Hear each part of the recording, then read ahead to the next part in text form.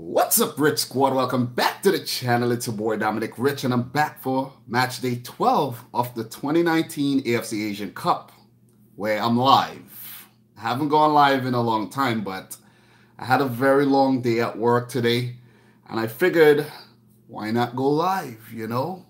And I'm actually talking to the people watching the replay as well. So just waiting for people to get in the live stream. What's up, everyone? How are you, man? How are you? How are you? How are you? We have Oman 90 up in here. Hi, bro, from Iran. Hi, what's up, man? And some of you guys will be seeing me live for the first time, so it's pretty cool. What's up, everyone? We have Adnan up in here. Omar M. Haven't spoken to Omar M in a minute. What's up, guys? Been really busy for the last 12 days talking about this Asian Cup. It's been, it's not been easy. It's not been easy at all, covering the tournament day by day. It's been very, very hard, but I tried and I actually accomplished it. Let's just say that. We are now on match day 12. So after doing videos for 10 days straight, like I'm talking about really well-produced video with the green screen and everything, yesterday I was like, you know what, let me just make a simpler video, more one-on-one. And today I was like, you know what, I need to go live. I need to go live. I don't want to do no editing today. I just want to, talk about the games, and when I'm done, play some FIFA 19. So hi, everyone. Welcome to the live stream, man. Really, really appreciate everyone who is in here. Hi, big love from Somaliland. Wow, we have somebody from Somaliland up in here. That's awesome, man. So, guys, what I want to do today, as usual, if you've been following the Asian Cup, my Asian Cup videos, I want to talk about the fixtures that were played today. We have 4, and I want to predict the games for tomorrow. So we had the final group games from Group C today, and the final matches from Group D. Tomorrow we'll have the final games from Group E, and then the final games from Group F. What I want to also do, I want to talk about the round of 16 brackets and who could play who. I haven't really been talking about that much in the videos. It's because, I really can't touch on every single thing in the videos. It's a lot of work. It's a lot of work to gather the information and then edit the videos and get it out in time before the other games come out. But let me not delay anymore. I want to talk about the first game that I saw today, which was the South Korea versus China. And then I saw the Iran versus Iraq. I did not watch the Kyrgyzstan Palestine nor the Vietnam Yemen. Those games were played simultaneously. So let's talk about the South Korea China match. South Korea defeated China 2-0 to pick up 9 points in this group. So after defeating the Philippines 1-0 in very unconvincing fashion, they then defeated Kyrgyzstan 1-0 again, very unconvincing fashion again. And then their main man came back, Son Heung-min, or Heung-min Son, however you want to call his name, and they really put on a good performance versus China to pick up a 2-0 victory, a perfect 9 points in the group. Awesome, awesome stuff. I think they might be the only team to get 9 points in their group. Let me check the group standings really quick. So far, they are the only team. Yes, so far they are the only team to pick up 9 points. Qatar or Saudi Arabia could accomplish that, and Uzbekistan or Japan could also accomplish that. But let's talk about the South Korea-China game. We saw Hwang Wei-jo. I think he won South Korea Player of the Year last year, 2018. He scored a penalty in the 14th minute after Son was taken down, and he stepped up and took the penalty. I was surprised that Son did not take the penalty, but maybe he's just trying to, let some players have some shine. And then we had Kim Min-jae scoring in the 51st minute. I think that was from a header to give South Korea the 2-0 victory.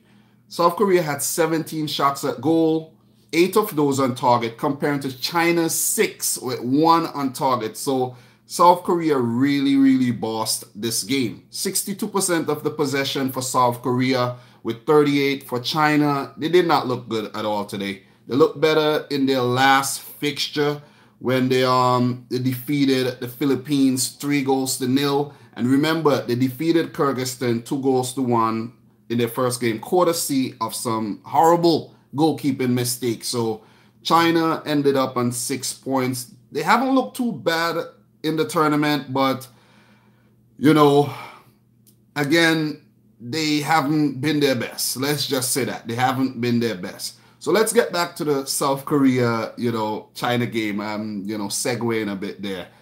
South Korea, 515 passes compared to China's 314. And South Korea had an 84% pass accuracy compared to China's 77.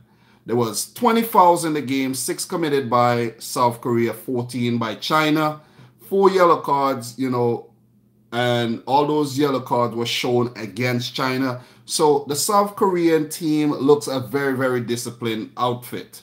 There were 7 corners for South Korea and 4 by China. All in all, it was a very, very good performance by the Taeguk Warriors. And they're looking poised, to make a very deep run in this tournament.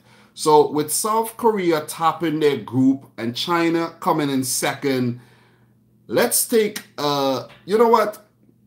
Let me talk about the other fixture first, where Kyrgyzstan defeated Philippines 3-1, and then I will talk about the bracket and who they, China or South Korea could play in a round of 16, or even Kyrgyzstan, because that win has put them in a really, really good position to qualify for the round of 16. So Kyrgyzstan 3, Philippines 1. So Kyrgyzstan losing 2 games, winning 1, ended up third in the group, 3 points. The Philippines lost all 3 matches, but at least they got to score a goal at the tournament. Remember, they are making their debut at the tournament.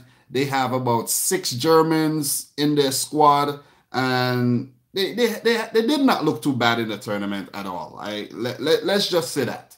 They are, they just have to work with these bunch of players that they have, and who knows, maybe for the next tournament, they can be a force to reckon with. Or maybe 2026, who knows? You could see the Philippines at the 2026 World Cup. But welcome to the stream, everyone who joined, while I was talking. So for Kyrgyzstan versus Philippines, Kyrgyzstan 3, Philippines 1. Kyrgyzstan 21 shot goal, Philippines 10. Kyrgyzstan 9 on target, Philippines 3. The percentage of the possession was really shocking when I saw the stat. The Philippines had 55% of the possession compared to Kyrgyzstan's 45. I almost said 35 there. My math a little off. And the passing, it was a pretty balanced game, but in the end, Kyrgyzstan won. So Advenko giving me some good information here. Kyrgyzstan guaranteed qualification since they have more points than Palestine and a better goal difference than Vietnam. Thank you very much for that great info. They deserve to make it to the round of 16. I think they played well versus China without luck. Very, very bad goalkeeping, by, that goalkeeper. And they switched him out. But in this game, they played really, really well. We had Vitaly Lux scoring a hat-trick. And think this is only the second hat-trick of the tournament after Almoez scored 4. I think that's the 5th time a player has scored 4 at the Asian Cup. And Vitaly Lux scored a hat-trick. Who would have thought that a Kyrgyzstan player would have scored a hat-trick in this tournament? Stefan Schrock scored the only goal for the Philippines. So that was a really, really good performance by Kyrgyzstan. So guys, let's take a look at the bracket with South Korea top of the group, 9 points. China second, 6 points. Kyrgyzstan third, 3 points. And Philippines at the bottom without a point. Let's take a look at who these teams can play right now. So right about now, Kyrgyzstan are the second ranked third place team. So they will definitely advance. I think they will definitely advance to the round of 16 right about now. So let's take a look at the brackets. For China, let's start with China. They have already got their match. They will face Thailand. It will be Thailand versus China in the round of 16, and it will be played at the Hazza bin Zayed Stadium. Wow. Guys, I will be making my round of 16 predictions. I think after the matches tomorrow, I will, write everything down, and I will put out an official round of 16 video. Won't be too long. I will try to make it short and sweet. Thailand versus China. This is a really, really good clash. I think I like this. I really like this. I am leaning more towards Thailand right now, to be honest. China, they're not looking too polished, but Thailand, they look like a team that plays with heart. They look like a team that, wants to prove that they, they can become a powerhouse in Asian football. And they are an emerging force. Let's just say that. So I will say, if I have to give an early prediction, I will say Thailand should take that. I would love to see Thailand into the last 8.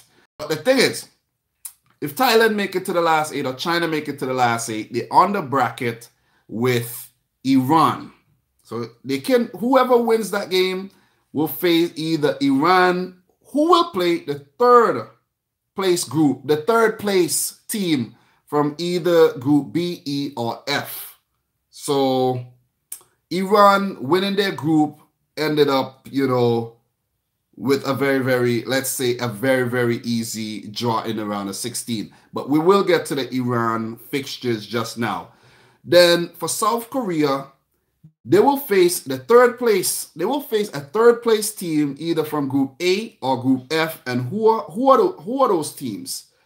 Group A or Group F. So South Korea will face Bahrain, or they will face Bahrain, or this thing is really confusing. I'm telling you, they will face Bahrain, or they will face Oman, or who else is in Group F? I think that's Turkmenistan. So it will be an easy round of 16, I think, for South Korea if they face Turkmenistan, but Oman. So I think it will be South Korea versus Oman in the round of 16. It's China versus Thailand. And in Kyrgyzstan's case, well, Group C, they're going to face, let me tell you, Kyrgyzstan. They will face the United Arab Emirates. Wow. They will face the hosts. So Kyrgyzstan, they have the task of trying to knock out the hosts. So the United Arab Emirates, I think, are the favorites to win that game. But Kyrgyzstan, that's a great achievement by making it to the round of 16. So in terms of the Group C teams, all 3 who have made it to the round of 16, South Korea, China, Kyrgyzstan, we just discussed who they are meeting or potentially meet in the round of 16 and give like a early prediction. So let us move on to the Group D fixtures that were played today. We saw Iran and Iraq play each other to a 0-0 draw. I did predict a draw for this fixture, but I predicted a 1-1 draw. And then we saw Vietnam defeat Yemen 2-0. I did predict a win for Vietnam. So I think this would guarantee Vietnam a place in the round of 16 as well. Definitely might. They have to wait until, tomorrow's fixtures are over. Let's just say that, to see who will be the best third place teams. Remember, 4 third place teams will go through to the round of 16 to join the first and second place teams in each of the respective groups. So let's talk about the match that I did not saw first, which was a Vietnam versus Yemen. Vietnam 2, Yemen 0. We had Nguyen Quang Hai scoring in the 38th minute and K Guok Hai scoring in the 64th. I really don't know how to pronounce these Vietnamese names properly. I want to go to Vietnam one day, though. I heard it's a beautiful place, nice place to vacation. And Yemen officially has not scored a goal in this tournament. I think there's also a team that did not score a goal in the tournament. Advenko's team, Palestine, they have not scored a goal yet at the tournament. So Palestine can go through to the round of 16 without scoring a goal, but they need 2 draws tomorrow between the bottom place teams in those groups. They need a draw between Turkmenistan and Oman, and they need a draw between Lebanon and North Korea. And right now, I don't think Palestine are going to go through, to be honest, because North Korea has been horrible, and Turkmenistan has looked okay, but Oman has proven to be a very, very difficult team to break down. They have played with very, very little luck as well. So let's get back to the Vietnam versus Yemen match. Talk about the stats and stuff. We had Vietnam with 9 shots at goal, 4 of those shots on target. Yemen, 10 shots at goal. Wow, that was a better showing today with 1 on target. Yemen had 39% of the possession comparing to Vietnam 61. I expected that stat, Vietnam to boss the possession. Vietnam 508 passes, completing 79% comparing to Yemen's 317 passes, completing 66. There were 29 fouls in the match with 4 yellow cards being shown, and there were 14 corners. Like, wow, these teams are going at each other. 8 for Yemen and 6 for Vietnam. So with this win, Vietnam finished 3rd in the group on 3 points.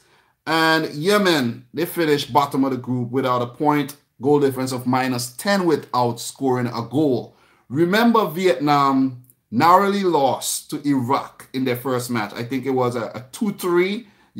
Iraq had to come from behind, and, it required a beautiful free kick from Ali Adnan, to give them that win.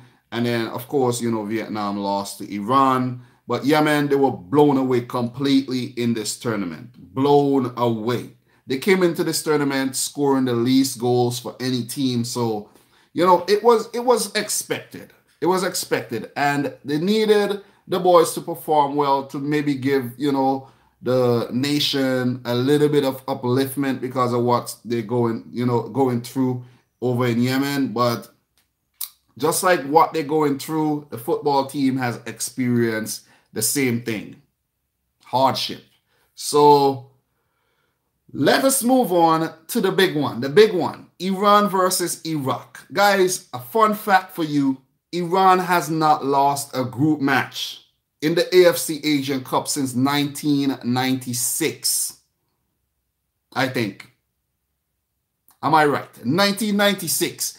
And the last team to inflict a group stage defeat on Iran was Iraq. And it could have happened today again because Iraq were the better of the 2 teams. Iraq looked really, really good.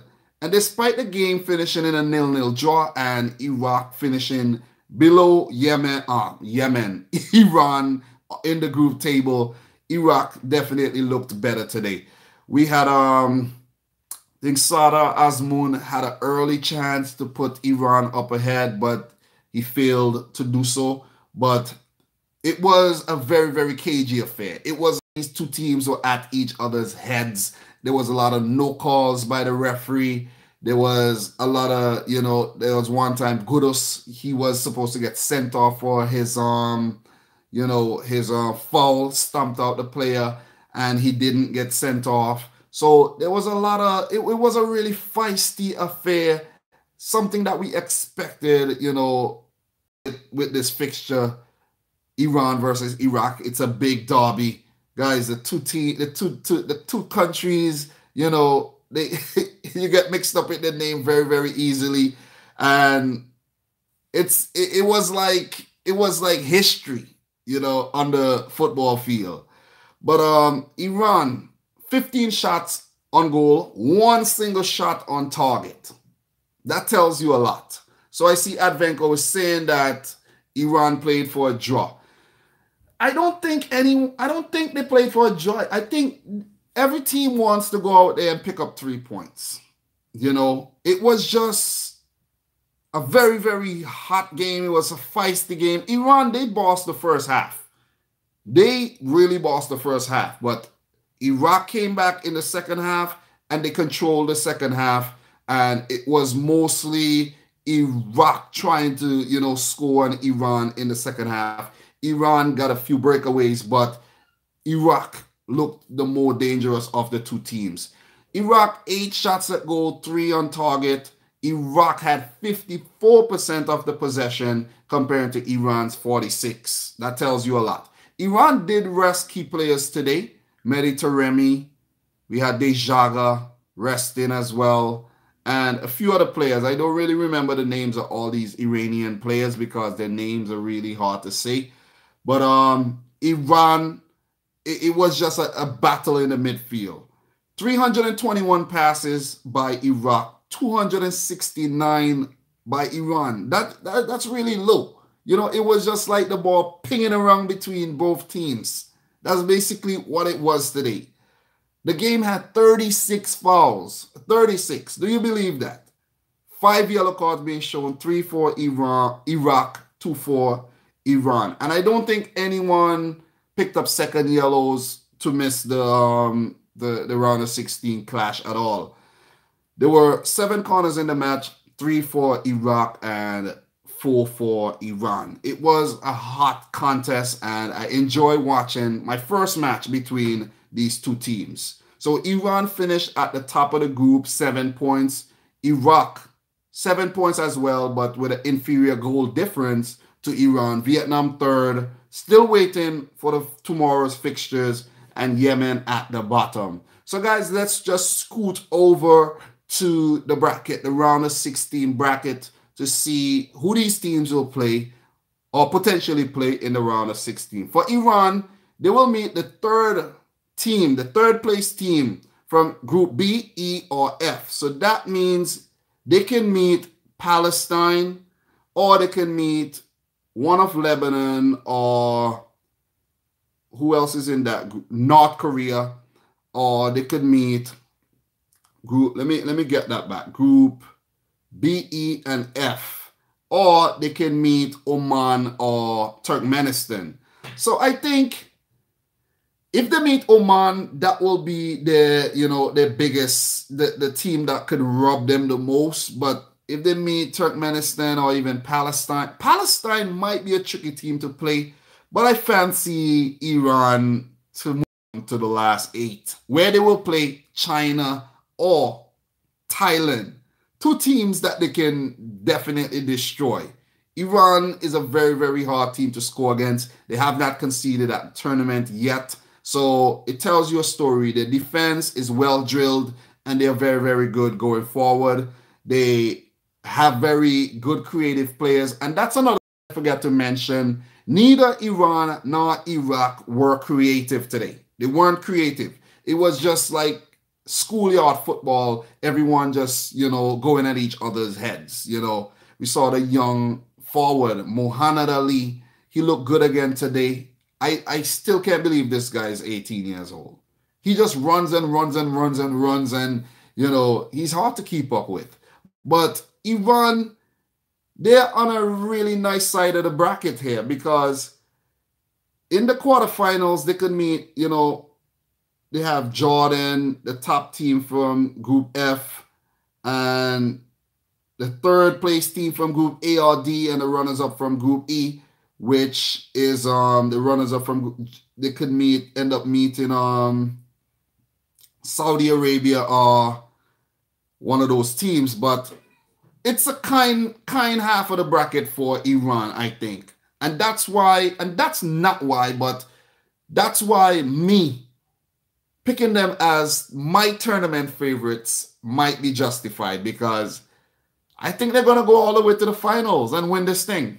I'm not changing it. I think they're going to go all the way to the finals. For Iraq, second in the group, they will play the winners of Group E. So right about now, it seems like it will be Qatar or Saudi Arabia to play. Wow, to play Iraq. And Qatar and Saudi Arabia play tomorrow. I think Iraq would fancy any one of these teams. Iraq looks like a team that are ready for anybody. That's the way they look, and I think that's the mentality team should have going into the knockout stage of any competition. So it's a very, very enticing fixture. Iraq versus Qatar or Saudi Arabia. Wow. Very, very awesome. For Vietnam, this is Group D. So Vietnam can face, if they do qualify, they can meet Jordan in the round of 16. Or I think Jordan is the only team that they can meet. Jordan. Wow.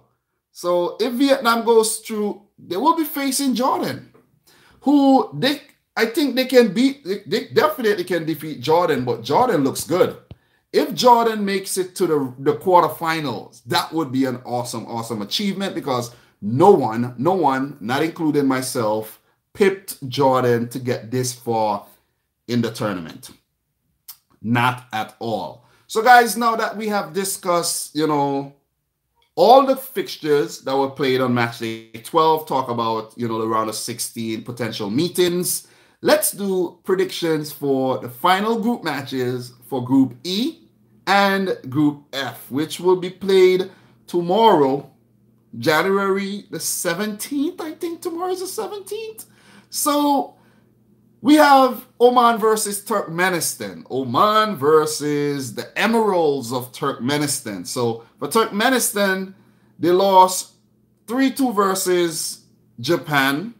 And that was a really good showing though. They were behind the game, but they fought back hard. Lost 4-0 to Uzbekistan. I did not expect that 4-0 thrashing. And now they meet Oman.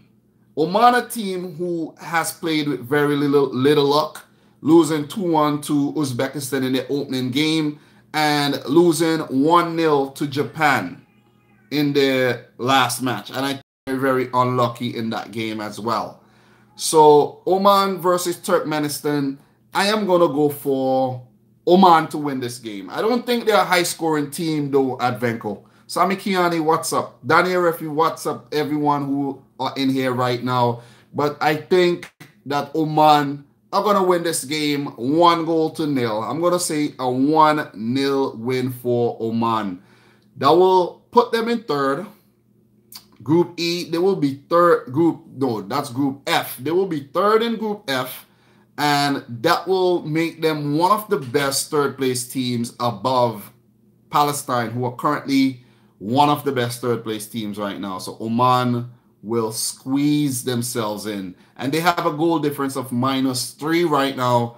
No, a -2 right now. So they have a better goal difference than Lebanon, the other team trying to be one of the best third-place teams. So we may see Lebanon and Palestine missing out, because I think Lebanon will smash North Korea, which will be my next game I'm predicting. So Lebanon versus North Korea. I did not expect North Korea to be this bad at the tournament at all. It's been shocking. It's been shocking. And as Football Pharaoh said, I hope nothing happens to these guys when they go back to North Korea. Or let's say the DPR Korea. The Democratic People's Republic of Korea. Like, how is it a democracy? Weird. Very, very weird name, man. Namely, Joe, what's up? What's up? So, Lebanon versus North Korea, man. North Korea, let's take a deep dive into the previous games. 4-0 loss versus Saudi Arabia. They had a red card in that game. Then, versus Qatar, 6-0 loss. They had a red card in that game. They have been really ill-disciplined. They haven't been creative. They have been impotent. They have been horrendous. They have just been horrible at the 2019 Asian Cup. So, Lebanon, haven't looked too bad. The Cedars haven't looked too bad at all, losing 2-0 in both of their matches versus Qatar and Saudi Arabia. Two teams that have looked really, really freaking good. I'm telling you, Saudi Arabia, they have looked so damn good under Juan Antonio Pizzi. You know, him bringing a younger side, fresher talent, and handing the armband to Salim Al-Dasari, I think that's a big decision. And the man has looked like a transformed player, more responsible, as well as Fahad Al-Mualad. These guys, and Bihabri, these guys have been looks. They're looking good. Let's just say that. And I would love to see one of these guys, especially Salim Al-Dasari, get a contract to play in one of these leagues in Europe. You know, he went to Villarreal before the World Cup, but I would like to see him play in another league because he has so much talent, you know. But let's not, you know, get distracted here. Lebanon versus North Korea, guys. What are your predictions for that game? I'm going to go for a Lebanon win. North Korea will put on a better showing. So I'm going to go for a 2-0 win for Lebanon. 2-0 win. So if they win 2-0, it means that they will have a better goal difference as well. But Oman will just on goal difference by 1 goal. So it will be Palestine and Lebanon missing out on the round of 16 if Lebanon scores 2. So what Lebanon needs to do, they need to destroy North Korea tomorrow in order to pip Oman on goal difference. It's tight. It's really, really tight tomorrow. It's really, really tight. So now, for the big games, Qatar versus Saudi Arabia. Wow, this one is a big one. The 2022 World Cup hosts versus one of the best teams in the Arabian Gulf, Saudi Arabia. Remember, both teams are on 6 points, and both teams has been impressive in the tournament so far. Qatar, Al Muez up top. Al Haydos. There was the next guy. He's really, really good. He had a few assists, and I forgot to mention it in my recap. Sometimes in the recap, I forget to mention some key things. But when I do the recap, guys, I don't write anything down. The recaps, every single recap is straight. You know, it's straight. Like you could say it's freestyle. I do cuts. I take little breaks. I do jump cuts when I edit. But I don't write anything down for the recap. So I forget a few things. But I need to get his name. I want to give you his name. Is Afif. Yes, Afif. This guy is a real Akram Afif. Really, really good player. Really, really decent player, man. And when you look at his picture, he looks like one of those really good footballers. You could tell good footballers by their photos too, you know. But Qatar looks like a really well-drilled unit. But Saudi Arabia are looking really dangerous. I'm going to go for the Saudis to get this one. I'm going to say a 2-1 win for Saudi Arabia. They will go on to top the group.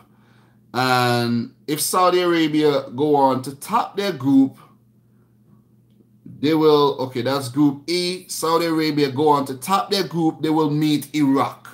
Remember, the winners of Group E will meet Iraq. And the runners-up in Group E will meet the winners of Group F, which will be Japan or Uzbekistan. And we're going to segue nicely into that fixture, Japan or Uzbekistan. Japan hasn't looked too good. They haven't looked good at all in this tournament.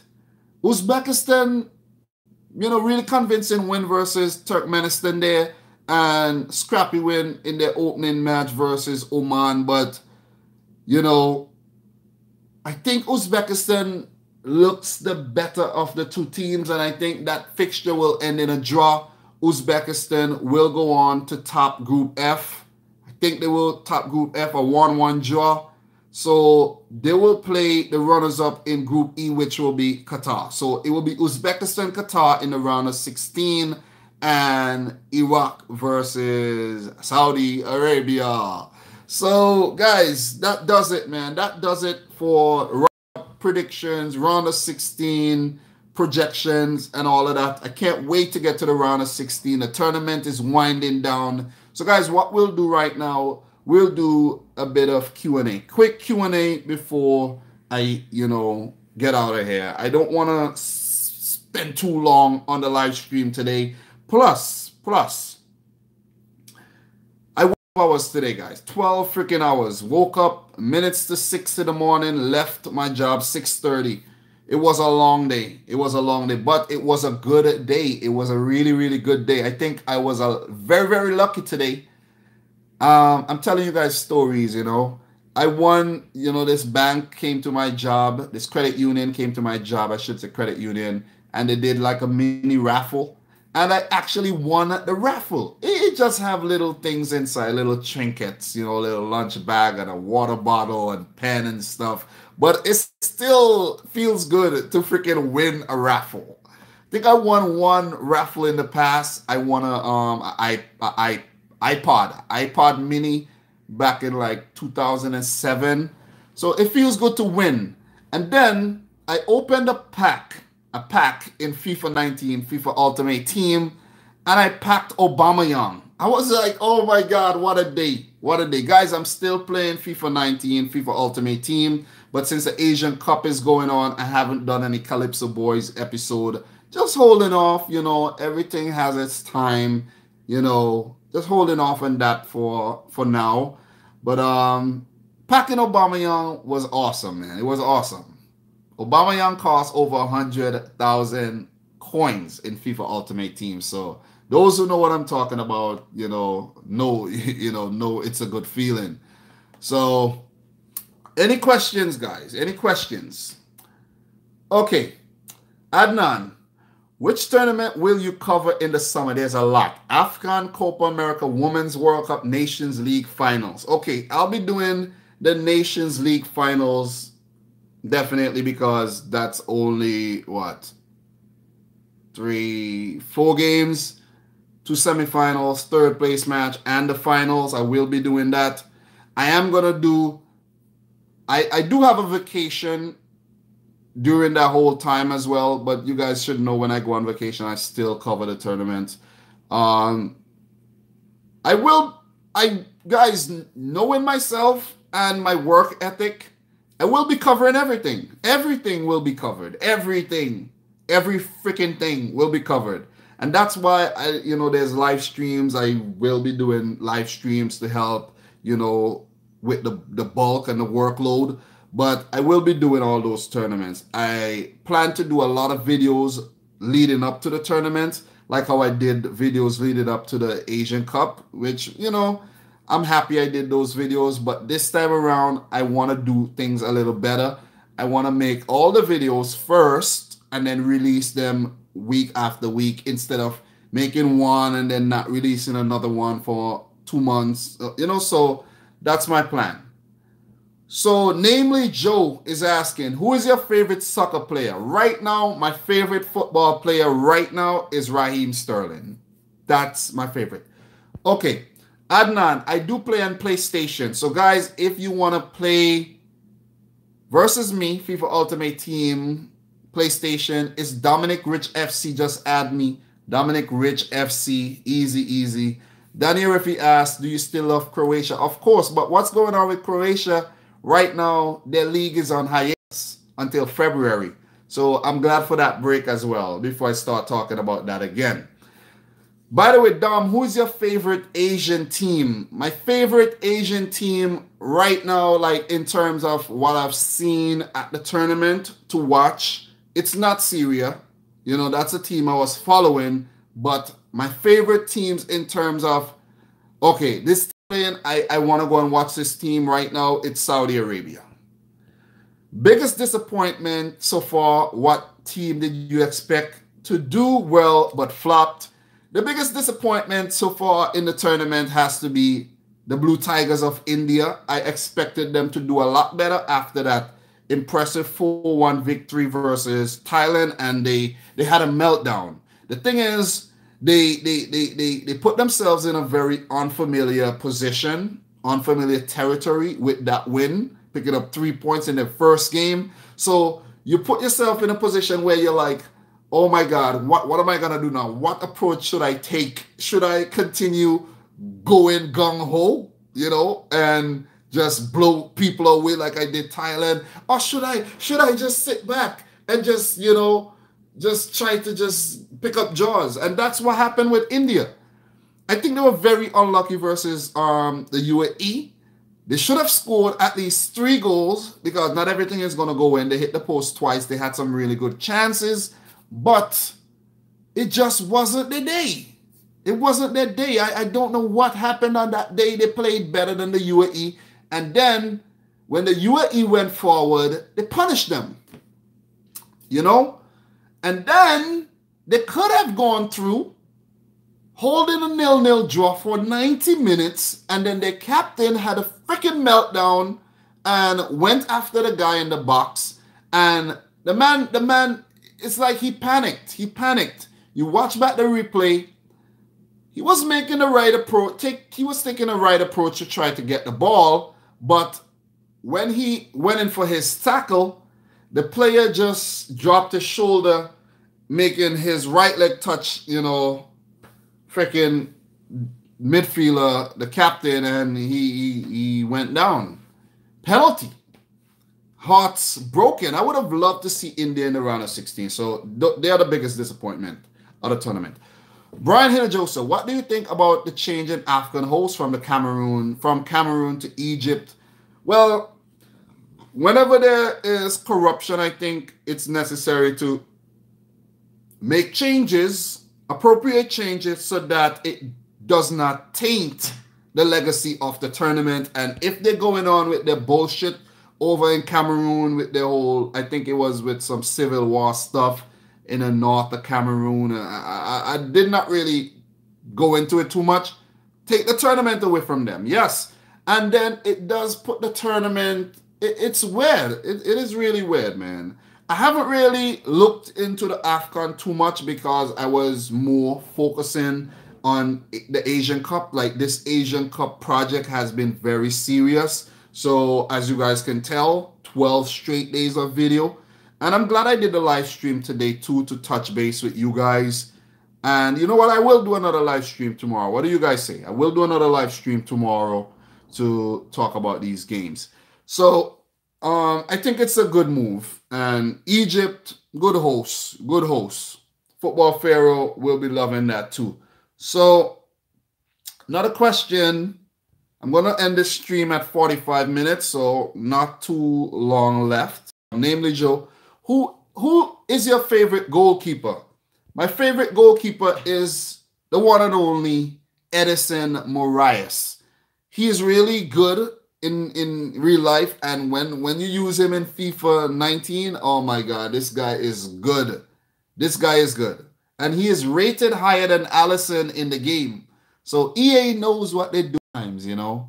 And he is better than Keylor Navas in the game as well. He's just a boss in the game, man. Good on the ball. His reflexes are like off the chain.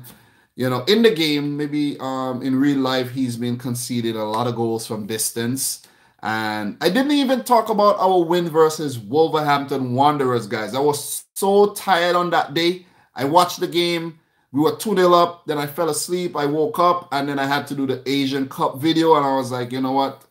I'm not even going to talk about this. The win was too routine. It was easy. And I was like, you know what? Forget this. Forget that.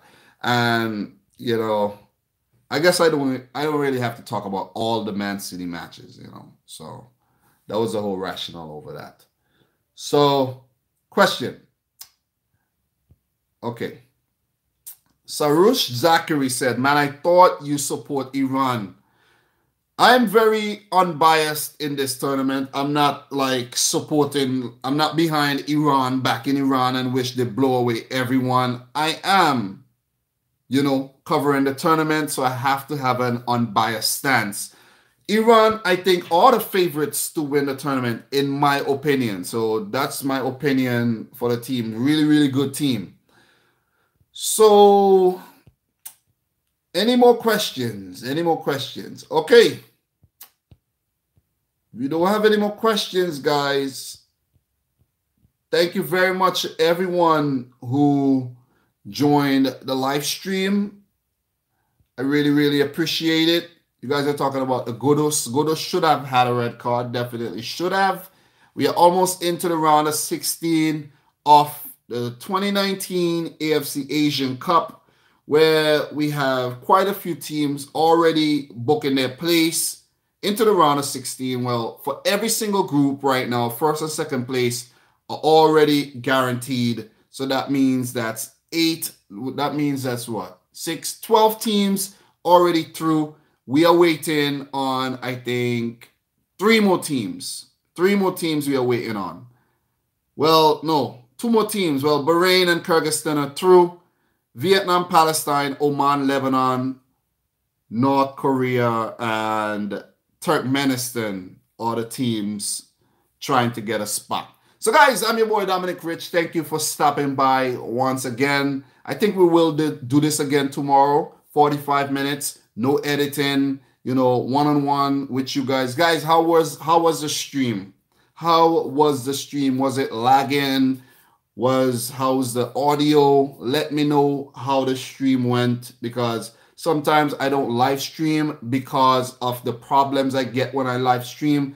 I don't know if it was my previous phone that I was using, guys, because I upgraded to the Samsung Galaxy S9 and the video quality is freaking awesome on it, and it seems like everything is really, really good in terms of you know, the footage with this phone.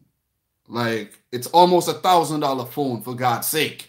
I should be able to do any freaking thing on it, you know? So I'm pleased. I didn't see the stream lagging or anything, so I just wanted to hear what you guys had to say. But guys, man, thank you very much for the continued support since 2017. Remember, I just made a video from 2017 when I covered the Gold Cup. That was so awkward, you know. Adnan's been here since the Gold Cup, and I was on vacation. Watching back some of those videos, I was like, oh, cringe. You know, so 2017 to 2018, now we're in 2019. A lot of tournaments this year, and it's going to be a big year for the channel. And it's a big year for every single one of you in here right now. So guys, until tomorrow, which will be match day 13, I'd like to say thanks again. Don't forget to smash the thumbs up button. Peace out. Rich Squad.